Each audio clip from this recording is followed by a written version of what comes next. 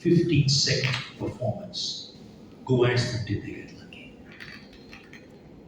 He said, luck is not designed to deliver you these things Shiv in life. Khera speaking. Too many crackpots keep waiting for a jackpot. Are you with me, folks? So it doesn't work that way. Was Michael Phelps an exception? Answer is no. Look at Steve Jobs. How many of you heard the speech by Steve Jobs at Stanford? Anybody heard? Okay, you heard that, man? You heard? Amazing speech. His first sentence was, I came to this world unwanted. The day he was born, he was put up for adoption. He said, I came to this world unwanted. Now, why am I sharing this with you, folks? Because all these people, Steve Jobs, Michael Phelps, Bruce Lee, they all had problems. They all had problems. But when we hear real life stories of real people, it forces us to redefine the word success. Success is not absence of problems, it is overcoming problems. Are you with me? Hello? Yes. Hello? Success is not absence of problems, it is overcoming problems. And many of these people have much bigger problems than you and I are facing even today. Are you with me? That's right. What reason do we have to complain?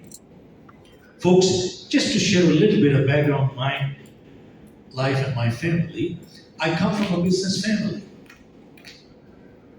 We had coal mines in India, close to 1,000 people working for us. I didn't create them, I inherited them.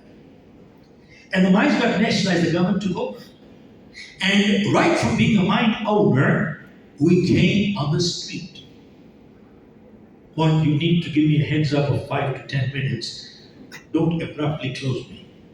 Okay, I need to close this. So I respect your chief guest, but respect your speakers too. Okay, keep that in mind. So you need to give me a head start. Don't abruptly close me here. Folks, coming back, right from being a mine owner, we came on the street. Street means street. Some families had money, our family did not. My father had died when I just about finishing college. We were left with the liabilities and assets were gone. I was married just 4 weeks there. And I remember a year later, my daughter was born. And I sold some of the last piece of my mother's jewelry to get released from the hospital. I did not have $10 to buy milk that night. I tried my hands on 3 businesses with no money. I failed in all 3. Finally, November 13, 1975, I left India. Went to US, initially went to Toronto. We were sleeping on the floor. And I started life with a bucket in my hand, washing cars door to door. For about a year and a half to 2 years, I was washing cars on the street. And totally by accident,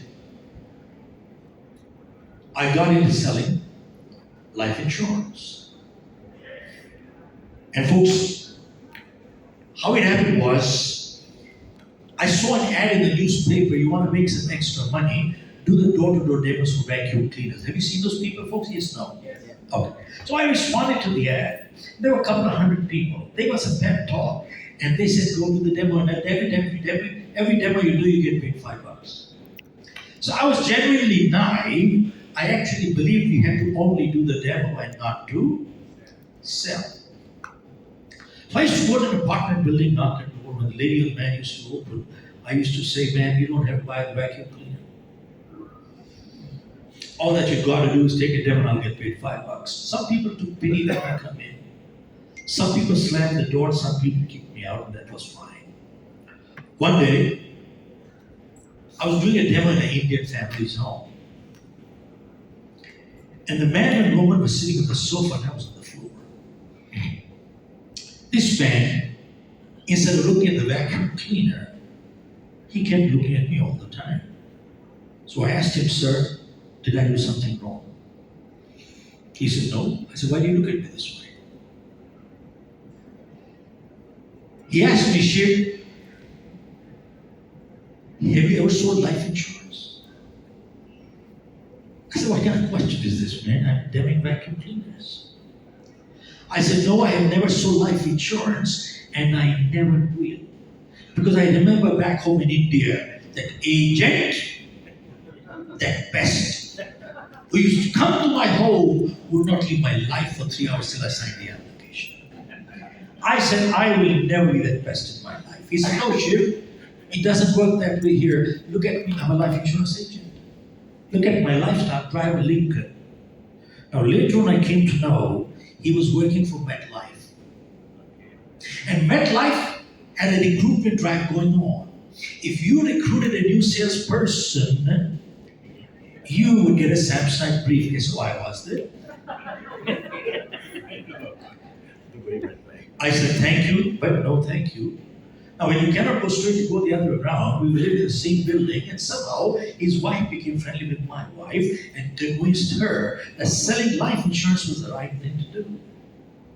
And my wife also knew we couldn't go through life washing cars. We had to do something different. And I had a family to support. I had a little daughter. And my wife also knew my failure record in life was pretty good. Even in school, I wasn't the brightest kid. I was a backbencher, troubling the front benchers. In my 8th grade, out of 6 or 7 subjects, I failed in all except one. So my principal called me and said, Shiv, you're paying too much attention on one subject. Folks, out of 28 kids, I was number 27 because the 28 was absent. No kidding. I still have the report card. It doesn't matter. Folks, important thing is, I told my wife, I said, I'm not selling life insurance. She said, Shiv, to sell life insurance, you gotta take an exam. Why don't you take an exam? And if you pass, see, if you pass, you'll have a choice right now you have no choice. I said, all right, I'll take the exam, but I won't sell. Folks, I took the exam, and guess what? And guess what? And I passed. And this person who got all this started, he said, let me take you to my office and introduce you to my district manager, who was a very sharp elderly man by the name of Giovanni. As I walked in, he congratulated me, and he said, Shiv, I'll make you an offer and I'll give you time to think. He said, if you become a life insurance agent right now, I'll give you a draw for $150 a week. And he said, you had time to decide before I draw the offer. He said, you got 30 seconds. I said, Joe, you said you'll give me time to think. He said, you have 20 more left. I said, I'll take it. And folks, now I became a life insurance agent, which I never in my life ever wanted to be. They gave me the book, gave me a little training, and they said, boy, it will sell. And folks, for the next 3 months, I went out selling. I put in 100%. Why 100%? I actually put in 200%.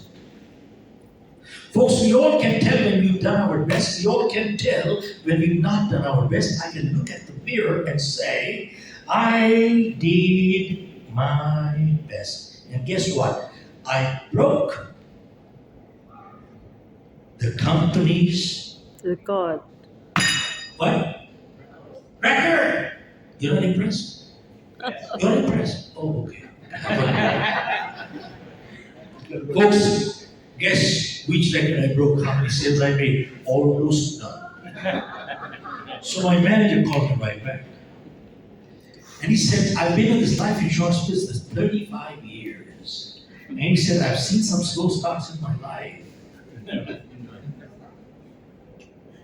I've never seen one like you. And he said, don't come back tomorrow, you're fired. Don't come back tomorrow, you are fired. I said, Joe, wait a minute. Before you fire me, hear me out. I'm not a doctor, engineer, attorney, accountant. I'm a BCom 3rd division, failed in my 10th. I'm not educated. I got a handicap. How do you expect performance out of me? Folks, the moment I said that, That day, somebody spoke very harshly. And I'm glad he did. And later on, I realized it was not anger, it was concern.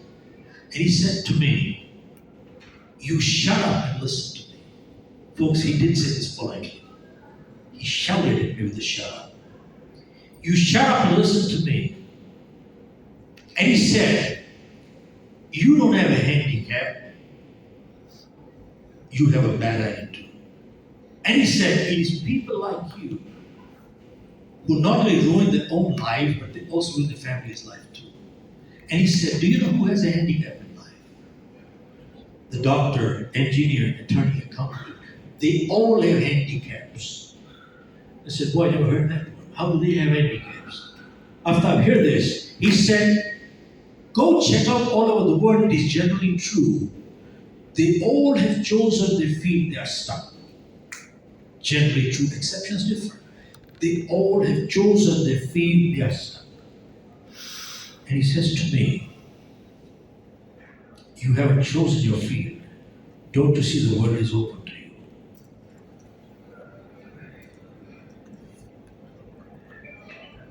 I said, "Joe, I never realized."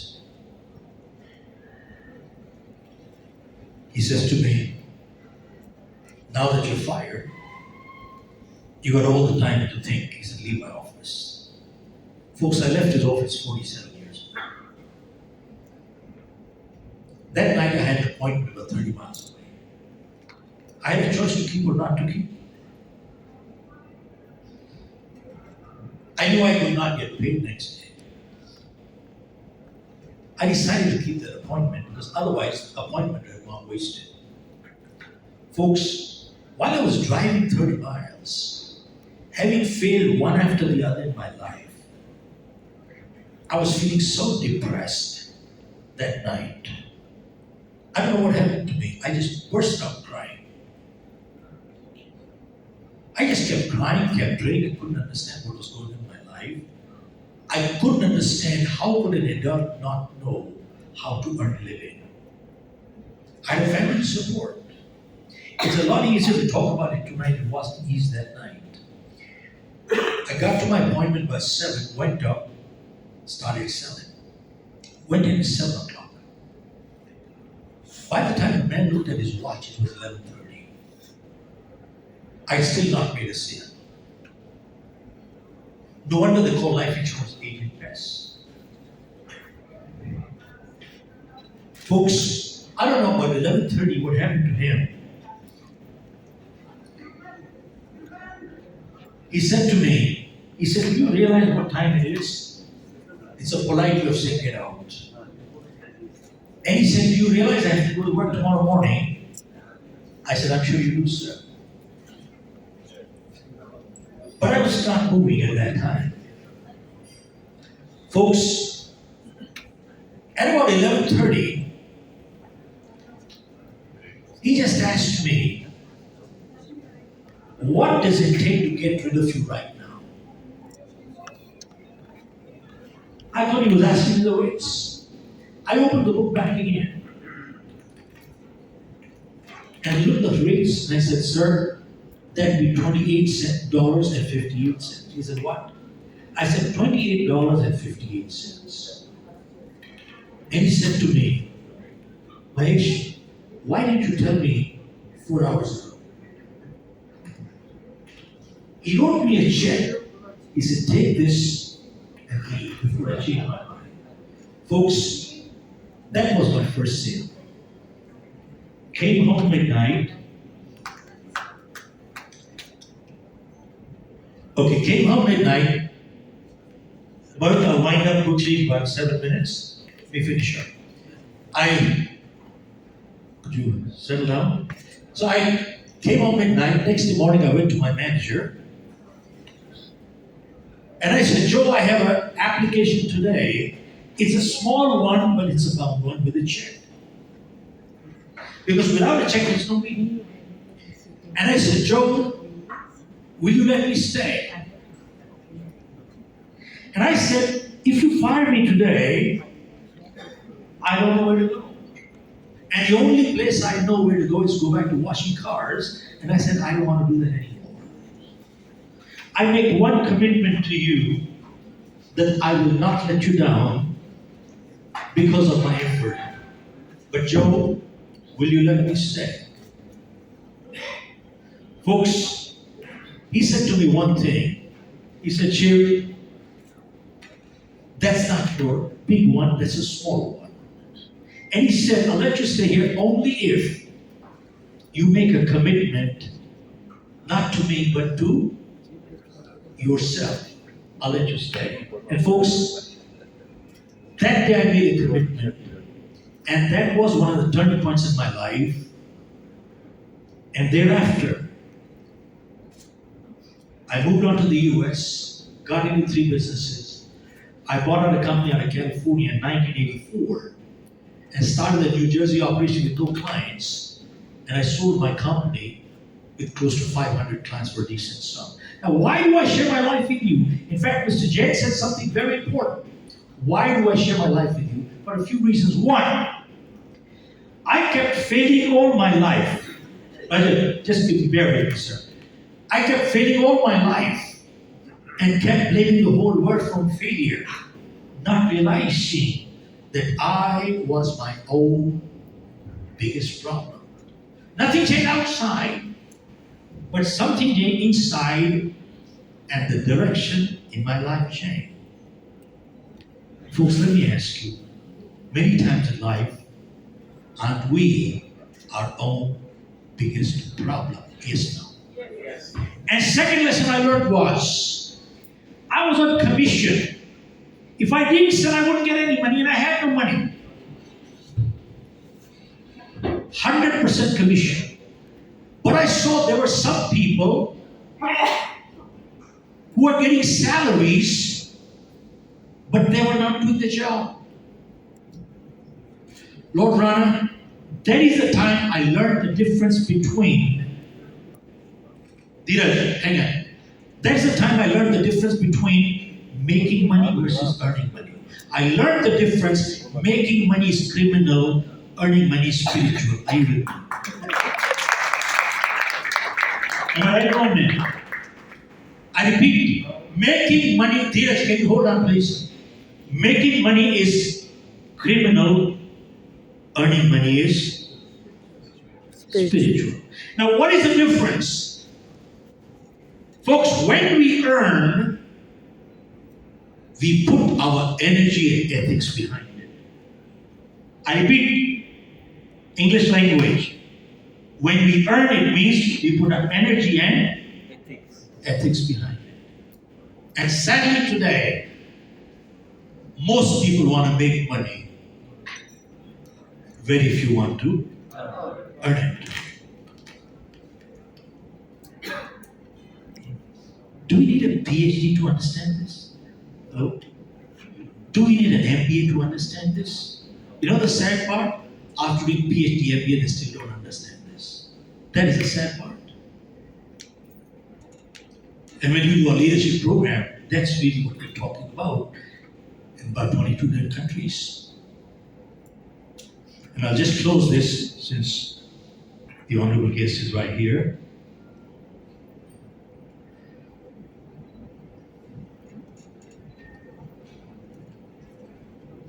There was a survey done by Gallup in the US which said 63% of people who go to work, they're disengaged. 63% of people who go to work, they're disengaged, means they don't do the job. An additional 24% are actively disengaged, means they make sure that others also don't do the job. That leaves only 13% of people who go to work actually do work. And tell me, only 13% of people who go to work actually do work. Tell me, is this not an integrity issue? Wages without work amounts to stealing. And which school and college is teaching all this stuff? Nobody! Folks, I'm grateful to God we've been rated, our leadership program has been rated higher than Harvard University. Which school and college is teaching all this stuff? Nobody. And when we do corporate training today, we tell our clients, we are doing repair work here. Repairing, we are repairing here. If you prepare them, you won't have to repair them. Where do you prepare them? In schools and colleges. So we created a program for James Cook University in Australia called Prepare Them, Don't Repair Them. And we're setting up a program for MBS to prepare them, don't repair them. Man, this is the crucial part we need in our country. Not skill development, character development. If you get only skill development, no character development, you will have judges who give judgment, no justice. You will have doctors who treat patients as numbers and not patients. You will have police officers who are like mafia themselves. We have to come back and get our basics right. With those words, I'll hand over the mic to you. Thank you very much.